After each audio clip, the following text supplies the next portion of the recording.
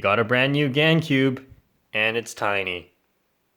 We also have the new Qiyi MS budget cubes. These have amazing prices for being magnetic, so I'm excited to check out if these are good. But first, let's look at the thing that probably won't help you get better at cubing. So this is a 3x3, that is 30 millimeters, so 3 followed by 30. If they're planning to go through all the numbers, I'm really excited for the GAN 300.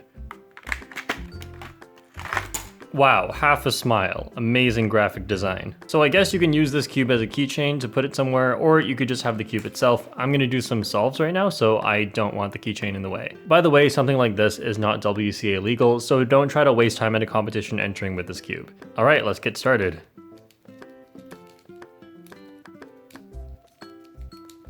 I'm trying to figure out what finger tricks are optimal for different algorithms, because like something like this, it's actually really hard. Yeah, I think this might be the optimal way to do J-perm. Okay, let's try M moves.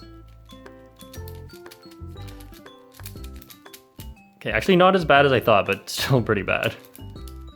Not like I can do the regular one faster anyway. So the M move alg is shorter, and even though it's so much harder to do, I feel like I might still be able to do it faster just because it doesn't have as many moves, because each move is really hard no matter what move it is. All right, lastly, let's try an RUD alg. Oh my god, my left thumb is definitely getting in the way of every move. Let's try regular corner cutting here, 45 maybe, not really.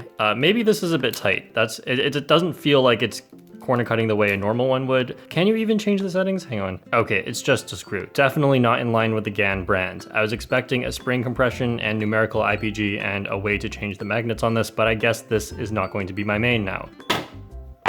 All right, I'm going to try and do a solve, and I am going to use the knowledge that I have gained during my experimentation earlier about what algorithms are good, what finger tricks are good. I guess I'll pick white and just try to be move efficient. Right, let's go. All right, so making the cross, and I think I see my first pair. I have a lot of time. Yeah, there it is. Oh, that wasn't a great solution for it. Okay, so far pretty lucky on that part. Wow, I am being pauseless right now. Oh no, A-perm, I didn't plan for this. Luckily, Kevin Hayes already taught me to do this for A-perms on big cubes, so I guess I can use it on small cubes as well. I think 22 is not bad. I might practice on this a little bit more, or maybe even try doing it blindfolded, who knows? Yeah, I almost forgot about the keychain part. All right, let's put this in.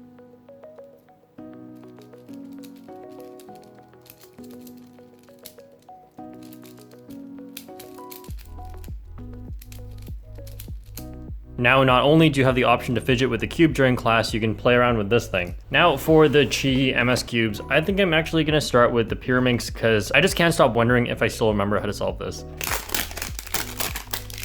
Remember when Mats Valk got a 4.74 on Pyraminx? Iconic. Looks like there's a Pyraminx tutorial in there. Useless, I'll do it on my own. Okay, let's get this scrambled. So if you look at my PB sheet, which I'll link in the description, I actually practiced Pyraminx for 1 day. I don't remember off the top of my head what average I got to, but I used a Pyraminx for enough time that I could probably tell you if this Pyraminx is okay. I couldn't tell you if you could get world records on this, probably not, it's a budget Pyraminx, but I hope to at least do one solve and we'll find out. So since I'm not a Pyraminx speed solver, I'm just gonna correct all the tips right now. There we go. And also I'm just gonna get the centers right from the beginning because I suck. Okay, so there's yellow and I'm gonna put this green one in here, like that. And then this red one in here. I have no idea how to do finger tricks. Then I'll take this one out. And this is the part that I'm supposed to like do something. Okay, let's just see what happens if I put it in like this. I don't know how to do that case. How about like this? Okay, now it's a 2-flip. Muscle memory, perfect. I don't remember what my Pyraminx was called, but I think this one is probably better. And next is the 2x2. This is really lubed.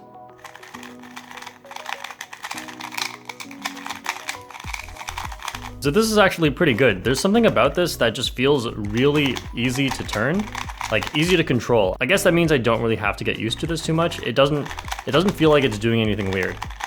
If I try to go at my absolute fastest, it's still okay sometimes. Some of the times it like flexes a lot, which might be the tensions. But other than that, this is like really good. But I mean, I could say the same about a lot of 2x2s at this price. Budget 2x2s are pretty much not a question anymore. Just find one with magnets in it and it's probably really good. I've been doing a lot of blindfolded lately, not 2x2 one bit. And most of my 2x2 practice actually came from warming up in competitions. So right now I am probably really bad and I want to see how bad I am. But who knows, I might surprise myself and be really good. So I'm inserting this one into here, which makes an orange face. I'm doing anti-CLL here. Oh God, I'm slow. Green, green, white. Oh, that's perfect. Wow, my 2x2 solved in months and it's this easy.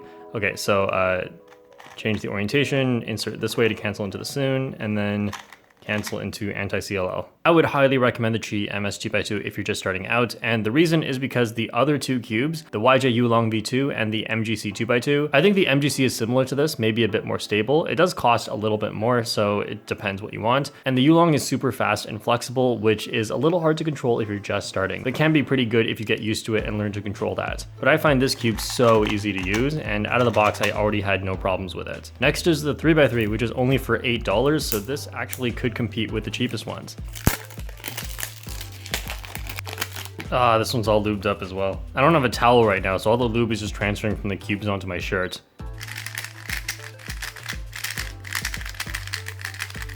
This is also really good. The size. I don't mean the size is good, it's just the size is different. This is barely larger than the Giang XS, and I noticed immediately, so never say that like 1 millimeter of cube size doesn't matter, because this just feels gigantic in my hands right now. It feels a little blocky in the corner cuts to me. Let me see how that is. So the corner cuts, reverse corner cuts usually fine.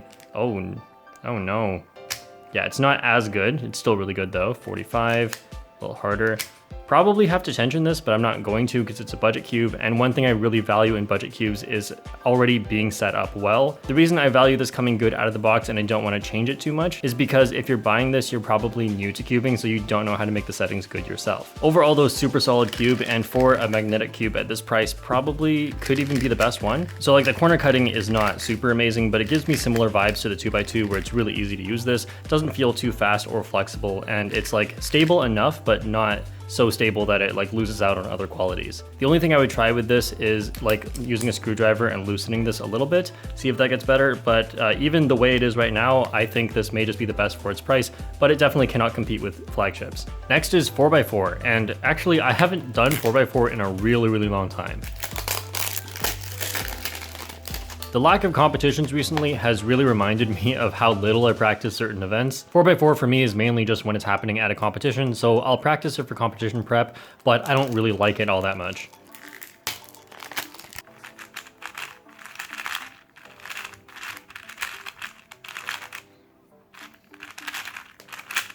Yeah, this is way bigger. This is 59 millimeters, this is 60 something. I think 59 or 60 is the perfect size for me, and this is a little too big. But if you think your hands are big, this might be okay, as my hands are not that big. One of the main things to consider for a 4x4 size is doing slice moves, because if you use the Yao method, which you should for 4x4, when you have the cross on this side during centers, you sometimes have to preserve it, and doing slice moves is the best way to move the centers around. On a smaller cube, if your hands are big, you may have trouble hitting that layer properly, but I can do it fine on this. I pretty much just like the smallest cube possible where I can still do that. Overall, this cube is pretty good, quite stable, and it's not super fast or slow, so again, it's really similar to the general style I get from all of these cubes. Besides the size being a little bit large, I feel like the corner cutting is not super great, and when I try to turn much faster, then I get a lot more lockups than usual. So I think this cube is good, it's fine if you're starting, but I also think that the Meilong or the Yusu V2 are both better than this. The Meilong is not magnetic, so it's a bit harder to control, but I think the speed is a lot better. And I think the Yusu is pretty much just a better size, better turning, better at everything. Next is 5x5, which used to be my main event, but is not anymore. In fact, I haven't even practiced this much because as I'm practicing blindfolded, I like to have other events I can also do that aren't, like, not as hard as 5x5, so I do a lot of 6x6 and 7x7 because I feel like those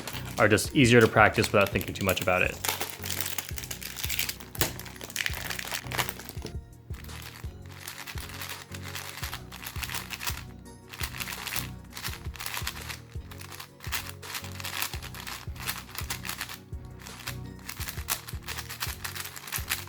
So wow, I'm actually pretty impressed by this. I didn't expect the turning to be this good after the 4x4, but I am aware that even numbered cubes tend to end up being not as good, so this 5x5 is actually really usable.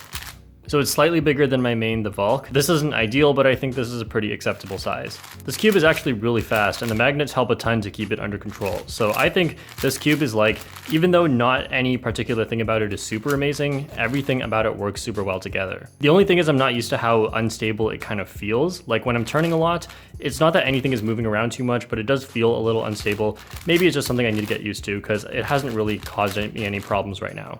Besides this, the best budget cube right now for 5x5 is the Yushin Little Magic M. They're almost the same size, the Little Magic is slightly smaller and I think that's better, but that's not a huge deal. Between the two, the main difference is that the MS I'd say is slightly faster, but the Little Magic, you can also pretty much go as fast as you want. There's slightly more resistance, but that's okay, and it's a lot more stable. So I'd go with the Little Magic, but the cost is a little bit different. So I think you can't go wrong with the MS, but I would just prefer the Little Magic. Thank you to Speedcube Shop for sending me these cubes, and I'll have links to all of these cubes in the description. Use the discount code JPerm to help support my channel and get a discount, of course. Also, there are more cubes coming out, so stay tuned for those unboxings as well. Also, if you want to know about how good the flagship cubes are, not just these budget cubes, then check out my video here for all the cubes up to the end of 2019. Thanks for watching, and I'll see you guys next time.